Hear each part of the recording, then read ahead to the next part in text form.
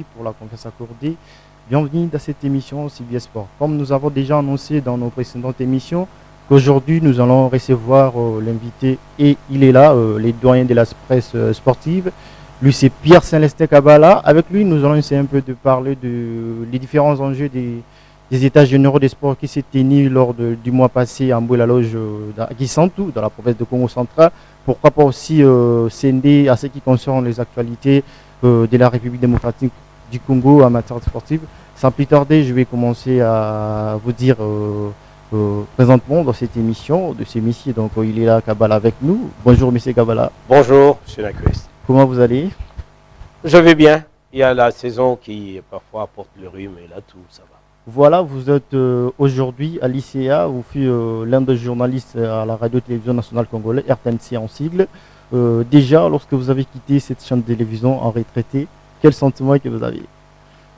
J'ai le sentiment de quitter un monde qui était l'environnement vital pour moi pendant plus ou moins 50 ans, et ce n'est pas une chose difficile. Et j'ai le sentiment que maintenant, c'est une nouvelle page, de ma vie qui commence. Mais j'ai aussi le sentiment de vouloir continuer à transmettre ce que j'appelle l'héritage de ma carrière à ceux qui viennent après moi. Voilà, aujourd'hui vous êtes à l'ICA, comment les choses se passent là-bas? Bien, là-bas c'est l'enseignement, vous savez, et nous sommes des formateurs. Et c'est ce que nous faisons, c'est pouvoir prendre tous ceux qui ont vocation de pouvoir informer, distraire, ou plutôt divertir et éduquer. Eh ben, nous voulons leur transmettre les connaissances que nous avions acquises durant toute notre carrière. Voilà ce que nous faisons. Voilà, transmettez ce que vous avez acquis à toutes les générations sportives ou des journalistes qui arrivent bientôt.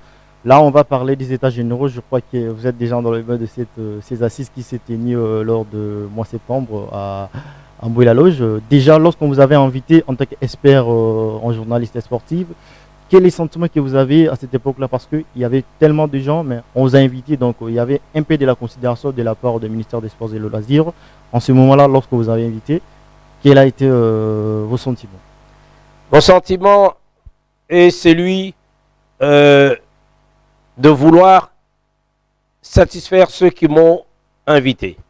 Vous imaginez, parmi tant d'experts, la considération que l'on a eue de ma personne est celle que je partage avec tous les journalistes sportifs qui ont envie de la perfection et qui veulent valoir quelque chose dans le mouvement sportif et dans la société en général.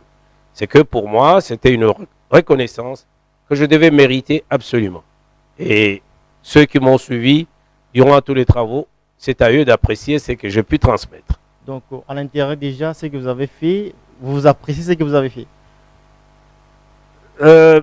Tu sais, on dit, je crois qu'il y a un grand savant qui a dit, connais-toi toi-même. Hein, avant de, oui, voilà. Donc, j'ai cru comprendre, de par les appréciations que les autres ont eues de mes exposés, que je valais quelque chose dans le monde du sport.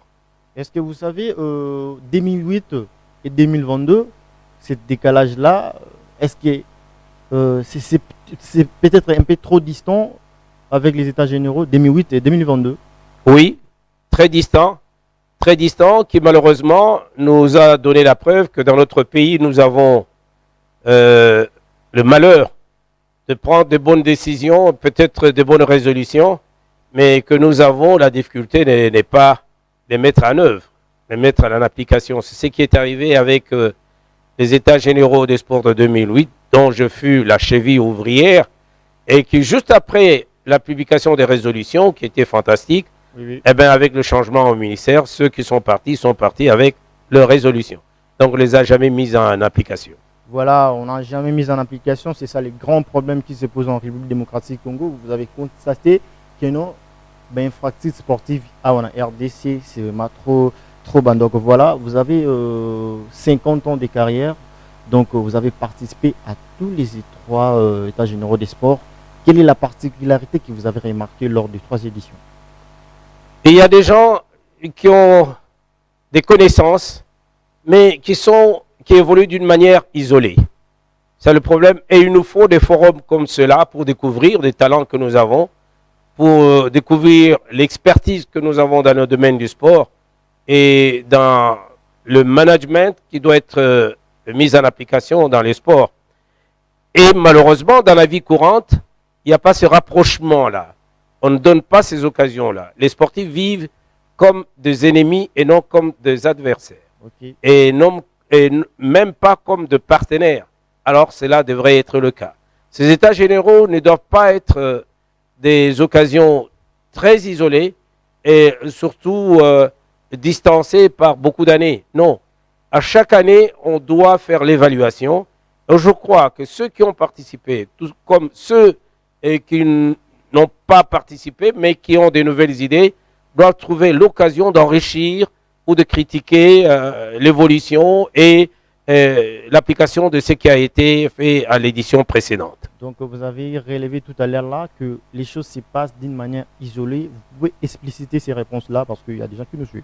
Oui, mais comment voulez-vous lorsqu'on se sépare et après, qu'est-ce qu'on dit après la fête? Adieu les saints. Adieu les saints. Alors, chacun de nous va dans son coin et celui qui a pu retenir quelque chose des états généraux, il va l'appliquer à sa manière. Et il a manqué dans notre pays depuis plusieurs décennies ce que l'on appelle la politique sportive nationale. Et c'est ça. Et c'est par l'absence, à cause de l'absence de cette politique sportive nationale, que chacun vole de ses propres ailes. Un dirigeant de fédération qui arrive, il n'a pas de canevas, il n'a pas de cahier de charge, il n'y a pas de feuille de route qui lui dit que dans notre pays, à une période donnée, on utilise le sport pour cette fin-là, la pratique sportive pour cette fin-là. Il arrive, il invente ce que lui a appris quelque part, ou qu'il trouve d'une manière à l'emporte-pièce, il se met à l'appliquer. En vous écoutant, c'est comme s'il y a des manques de professionnalisme de la part de toutes les fédérations. Est-ce que c'est ça vraiment la cause? Ben, le professionnalisme, c'est une chose. Ça doit être la conséquence ou le découlement d'une politique, justement, sportive nationale qui dit qu'il faut qu'il y ait du professionnalisme dans tout ce que l'on fait. C'est-à-dire que le sportif qui vienne pour diriger, il faut qu'il le fasse d'une manière qualifiée. Et que ceux qui pratiquent le fassent également d'une manière qualifiée. Si vous pouvez faire le distinguo entre les catégories de sport, eh ben vous savez qu'il y a le sport amateur, il y a le sport professionnel, il y a le sport d'élite. Alors, ceux qui veulent faire du sport leur profession, malheureusement, chez nous, ils ne trouvent pas de cadre, ils ne trouvent pas de terrain. Parce que jusque-là, chez nous, nous n'avons pas lancé le professionnalisme dans la pratique du sport. Donc, les cadres, ils ne trouvent pas des terrains. Si aujourd'hui, vous êtes un expert, par où on peut commencer? On peut cheminer de deux manières.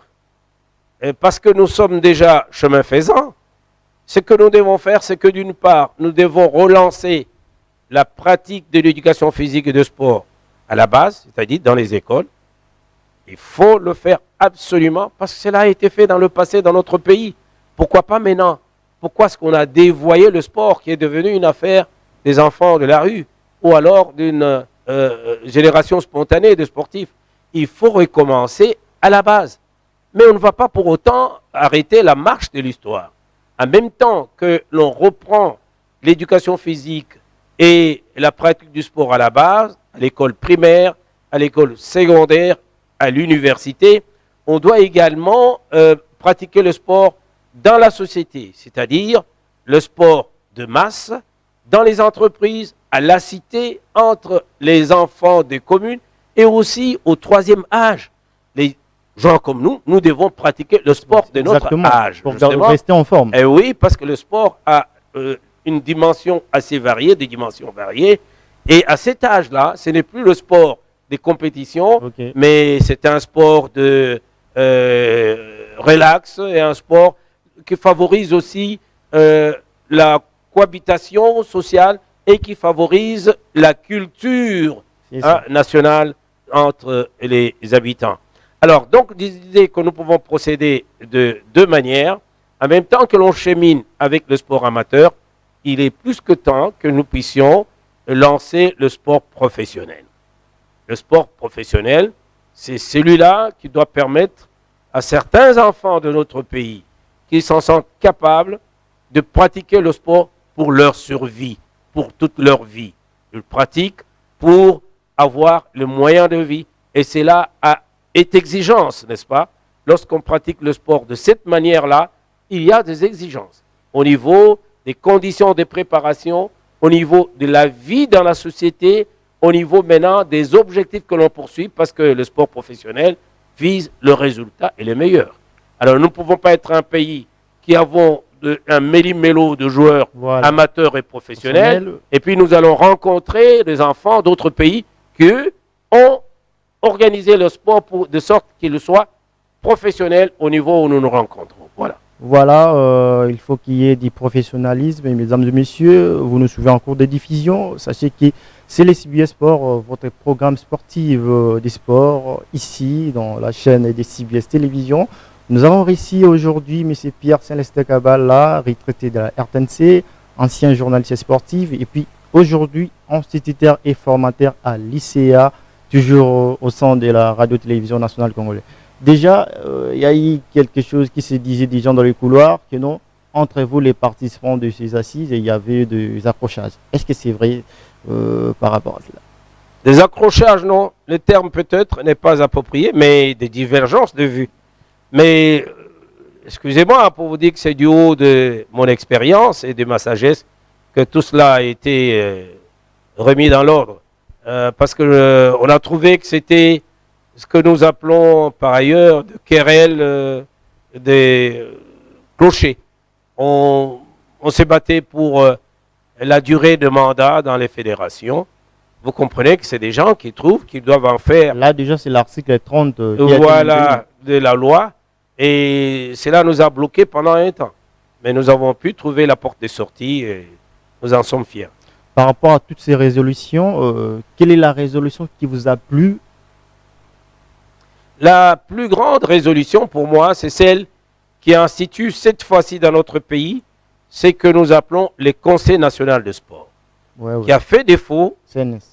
Oui, parce que chaque fois qu'il se pose des problèmes dans le sport, il y a toujours une démarcation entre le pouvoir public, donc le ministère des Sports, et le mouvement sportif. Le terrain d'entente est souvent difficile à trouver. Les gens vaguent selon leurs idées qu'ils ont du sport. Ils n'ont pas le même entendement et ils n'ont pas les mêmes objectifs. Et ils n'ont pas d'arbitrage. Ils n'ont pas d'arbitrage. Chaque fois, ça c'est voilà. Il y a que de neutres et puis voilà. des partis. Oui, il s'étira et puis ça se termine en queue de poisson. Et alors les fédérations se résignent en ces moments-là, où les sportifs, le mouvement sportif se résigne et se cache derrière le mouvement sportif international. Alors à chaque fois qu'il y a une discordance, ils se disent, nous répondons des institutions internationales du sport. Nous répondons de la réglementation internationale. Et là, parfois, le pouvoir public, à travers le ministère des Sports, dit, mais si c'est cela, mais il faut que ce pouvoir international vous dote des installations sportives, et puis les enfants sont les enfants de ce pays. Voilà, et c'est comme ça que ça termine souvent en queue de poisson. Alors cette fois-ci, nous avons compris qu'il faut instituer le Conseil national des sports. Ce conseil est représentatif et il est neutre. Il est représentatif au point d'avoir en son sein les représentants de pouvoir public, ceux du mouvement sportif et de tiers, donc de partenaires qui sont par exemple des sponsors. Pour que chaque fois qu'il se pose un problème de sport, que ce soit par consensus, par concertation, que l'on en trouve des solutions. Voilà, nous avons retenu quelque chose parmi les résolutions. Là, il s'agit des fédérations sportives. Il y a une résolution qui dit pour qu'une fédération soit reconnue, il doit être représentant au moins dans 14 provinces. Est-ce que vous êtes d'avis avec cette résolution? Oui, mais c'est l'une des résolutions importantes. Vous savez ce qui se passe? Mais vous avez des disciplines qui se sont érigées en fédérations des faits. Les fédérations sont des associations sans but lucratif. Il y a des conditions essentielles pour la mise sur pied d'une association sans but lucratif. C'est ça. D'abord sur le plan de la Constitution. Et cela est régi par un décret général. Quand vous venez dans le sport, il y a aussi des conditions. On ne peut pas vous appeler fédération ou vous agréer comme fédération lorsque vous n'avez pas à la base de cercles, des ententes, des ligues, des associations. Et puis finalement, vous venez et quand vous avez réuni cela, parce que la fédération est à vocation nationale, il faut que votre implantation soit d'un degré capable de représenter la nation. Mais lorsque vous évoluez votre discipline et ses pratiques sur 2-3 provinces, vous n'êtes pas digne d'une fédération nationale. Vous n'êtes pas national. Déjà, c'est ça les problèmes qui posaient lors de la sélection de différentes fédérations. Il y a un qui s'est dit on a fait des quotas, on a fait juste de la coterie, on choisissait des gens. Voilà, donc c'était un peu ça. Il n'y a pas de coterie possible. La sélection est clairement établie. Les critères sont établis. Lorsque vous n'êtes pas implanté sur un nombre important des provinces, vous ne méritez pas le titre de fédération. On ne peut même pas vous agréer. Et il faut avoir la personnalité juridique pour être appelé fédération. Parce que, vous savez, les fédérations gèrent les fonds publics. Oui. Les fonds publics. Et on ne peut pas se permettre de confier la gestion des fonds publics aux gens ou à un groupe de gens sans personnalité juridique, dans une structure sans personnalité juridique, parce que comment voulez-vous qu'on puisse vous poursuivre? Comment est-ce qu'on peut déjà, établir... Les problèmes se posent aussi au niveau... Il y a des fédérations qui sont connues, mais il n'y a pas de subvention au niveau de l'État congolais. Par exemple, du boxe et du judo, il y a vraiment de l'amertume là-dedans. Non. Je m'inscris en faux. La boxe est l'une des fédérations qui reçoit les moyens du trésor public. Moi, j'en fus le président national pendant 4 ans. Il y a eu les combats des Macabou qui a été reporté. C'est tout à fait différent. Ça, c'est un champion et qui fait de la boxe professionnelle et pour qui il faut des moyens beaucoup plus importants. Et il faut que ces moyens soient prévus au budget annexe de l'État suffisamment à l'avance. Il faut qu'on les prévu. On s'est dit, cette année, nous aurons par exemple 2-3 combats de boxe. Et c'est là le montant qui est alloué souvent à ce genre d'organisation, parfois est proche de montant alloué au football. Donc, ce qu'il nous faut, c'est une organisation sérieuse pour qu'il y ait déjà, lorsqu'on élabore les prévisions budgétaires du ministère des Sports, que l'on prévoit toutes ces compétitions-là. Et ce que nous pouvons souhaiter, c'est qu'au niveau des ministères de budget et de finances, que l'on tienne compte de l'importance de ce genre d'organisation. Voilà. Voilà, mesdames et messieurs, on vous dit encore merci à Tom Zakimouna qui est derrière la caméra et nos deux stagiaires qui sont là en train de nous assister pour cette émission. Pourquoi pas M. Alexis Misaki à la réalisation, Didoma Koma, Merven Mayemba et tous les autres qui nous suivent en ce net moment. Je vous dis merci. Nous continuons toujours, nous attendons vers la fin de cette émission. Par rapport à l'article 30 concernant la durée des mandats des présidents de la République, pas de la République, d'une fédération, oui, qui a été maintenu. Il y avait des gens qui se disaient qu'il fallait modifier cela, mais cela a été maintenu. Ce n'est pas maintenu de facto. Et cet article n'est pas resté intact. L'article dit à peu près ceci. Le mandat est de 4 ans, renouvelable 2 fois, sous réserve de réglementation internationale. Ça, c'est pour les fédérations qui bénéficient de cette réserve-là. Voilà. Par exemple, il y a des fédérations internationales qui, pour elles, le mandat est de 4 ans, renouvelable 3 fois.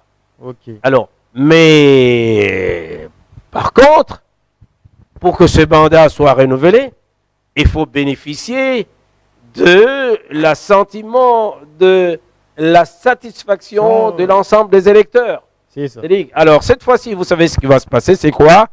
C'est que la fracture qui a existé entre les sportifs citadins et les sportifs ruraux, cette fracture doit être comblée. Il Il faut absolument qu'on l'élimine.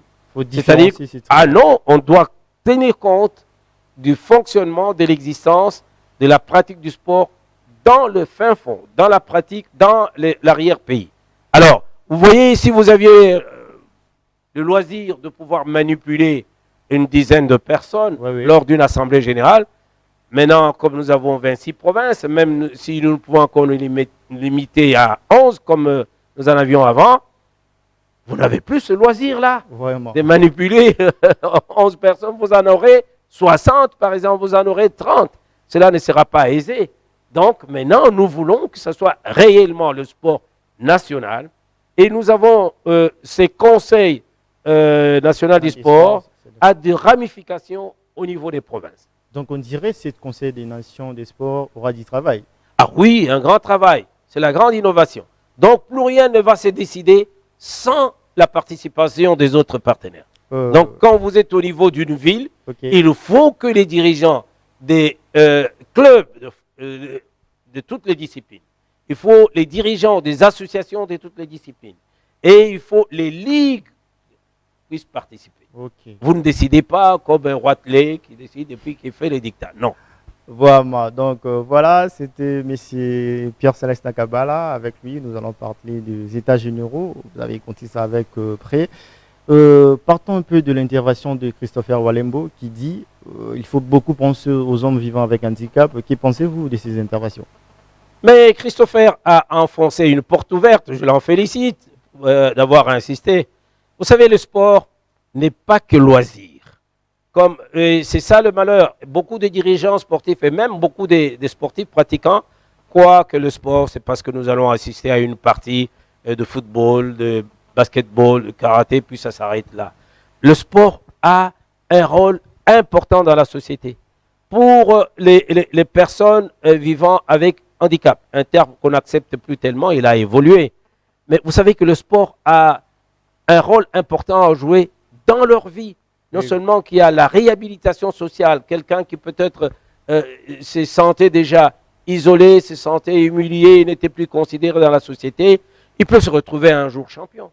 Il peut utiliser les moyens, les membres qui lui restent encore dans sa vie pour devenir quelqu'un de visible dans la société. Vraiment. Et lorsque cela arrive, ce monsieur est réhabilité socialement. Il est même réhabilité dans sa... qu'est-ce que je peux dire dans sa constitution physique entière. J'ai peut-être manqué de jambes, mais j'ai mes mains. Je peux m'en utiliser et il les utilise de manière à se mettre en valeur. Donc tu peux manquer les mains, puis tu utilises les pieds. Ah voilà, justement. Vous avez vu les estropiés, et nous sommes un pays qui est resté longtemps en guerre, vous savez. Et ce ne sont pas ce genre de compatriotes qui manquent. Il y en aura davantage quand on aura fini avec la guerre.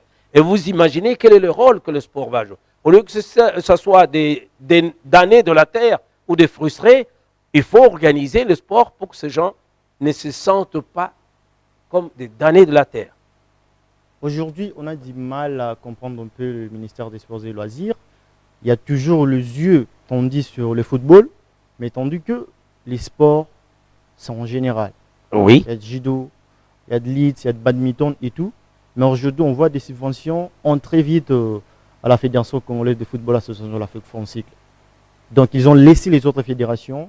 Comment jugez-vous ces choix-là pourtant pour les ministères?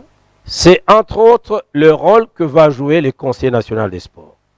C'est le rôle d'arbitrage dans la répartition des moyens publics. Et c'est vrai que le football, c'est le sport mère, le sport roi. Et pour ceux qui ne le savent pas, au départ dans notre pays, c'est le football qui a régenté toutes les autres disciplines. Toutes les autres disciplines dépendaient du football.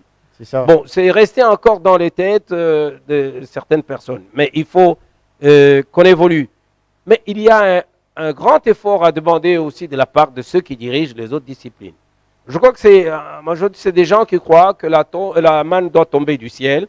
Il faut qu'il reste comme ça. Il faut s'organiser. Il faut se défendre. Et il faut insister, il faut progresser, il faut réclamer pour que vous puissiez avoir les mêmes moyens que le football. Et cela doit se faire aussi en fonction de votre importance, en fonction de votre implantation, en fonction aussi des résultats que vous pouvez obtenir. Vous imaginez que nous avons des fédérations qui, lorsqu'on dit qu'il faut participer aux Jeux Olympiques, par exemple, aux Jeux Africains, mais c'est des figurants. Figurant. C'est des figurants. Mais qu'est-ce qui vous empêche déjà, au niveau de la base, de pouvoir travailler durement et que lorsque vous avez des champions au niveau national et vous réalisez les minima exigés sur le plan international, que vous puissiez réclamer pour dire non, nous sommes capables. Surtout pour le sport individuel. Vous savez qu'à travers le monde, le sport individuel rapporte plus de médailles que le sport collectif. Ouais. La Chine, sa puissance est sur le sport individuel. Et la Chine prépare les Jeux Olympiques 10 ans avant. Lorsque les Jeux se terminent, la Chine prépare déjà 2 éditions prochaines. Et c'est avec les enfants à l'école, vous trouvez la natation, vous trouvez l'athlétisme, vous trouvez le cricket, vous trouvez le water polo, vous trouvez toutes les disciplines et on prépare déjà des futurs champions. Et comment on les prépare? On commence par les gens dans leur quartier. Les quartiers s'opposent entre eux et ils produisent des champions à ces niveaux-là. Les champions-là s'opposent maintenant au niveau de l'association, donc de la ville. Après la ville, ils vont au niveau de la ligue, ce que nous appelons ici la ligue. Et quand la ligue est terminée, ils vont maintenant au niveau national. Et il n'y a que ces champions-là qui participent au jeu. On ne va pas sélectionner quelqu'un parce qu'il joue à Antwerp ou parce qu'il joue à chose, alors que... Il y a des talents ici. Eh bien voilà, il y a des talents ici, il faut les perfectionner. Ce que nous faisons, c'est de l'anti-progrès. Donc, c'est de l'anti-progrès. Est-ce qu'on a du mal à comprendre un peu notre identité parce que vous avez relevé ici ce qui concerne la Chine. La Chine a déjà compris que non, la force, c'est dans les collectifs. Alors que nous, ici, on est un peu en train de s'étonner un peu. Donc, voilà. Alors que dans les autres sports collectifs, on ramène des médailles. Et dans l'individuel, on ne ramène rien. Oui, mais même les collectifs, il y en a très peu qui ramènent, vous savez. Et après combien d'efforts? Maintenant, c'est l'équilibre de moyens. Il faut évaluer maintenant. Nous avons dépensé combien pour cela, pour récolter quoi? Il faut l'équilibre. Et ces panachages qui s'organisent dans notre milieu maintenant, il doit être géré par le Conseil national des sports. Lorsque vous présentez votre calendrier, on regarde les performances que vous avez réalisées. Lorsque vous demandez des moyens et l'autre demande, on fait l'équilibrage. Donc l'arbitrage pour trouver combien on doit donner. On ne doit pas préjudicier totalement l'un pour privilégier l'autre. Voilà, je vous remercie pour l'invitation que vous avez répondu très favorablement. Mesdames et messieurs, nous sommes arrivés à la fin de cette émission. Si vous nous rejoignez en cours de diffusion, nous avons réussi aujourd'hui Pierre-Célestin Kabala. Lui, c'est un ancien journaliste de la radio-télévision nationale congolaise. Il est formateur à l'ICA, donc on a parlé des états généraux des sports. Il a expliqué sur les différents enjeux de ces assises. Donc voilà, nous croyons que nous aurons davantage avec lui pour avoir plus de précisions sur ces sujets parce que la télévision, ce sont des minutes. Donc voilà, je vous dis merci. Je crois que ce n'est pas la dernière fois, donc vous allez revenir. Ce n'est pas la dernière fois, je suis à la disposition du sport. Voilà, mesdames et messieurs, nous sommes à la fin de cette émission. Donc remercier Tom Zakimona qui était derrière la caméra. Alexis Missia, pourquoi pas Dieu merci Sekunda qui n'est pas là avec nous, toute la famille de CBS Télévision, à la rédaction Tom Nzakimona qui est là, Christian Lissoukou, Junior Tondé, les frères Kouassanga et toute la famille de CBS Télévision. Moi, je vous dis merci pour la confiance accordée. Donc, on se revoit très prochainement, toujours dans la même chaîne, même heure.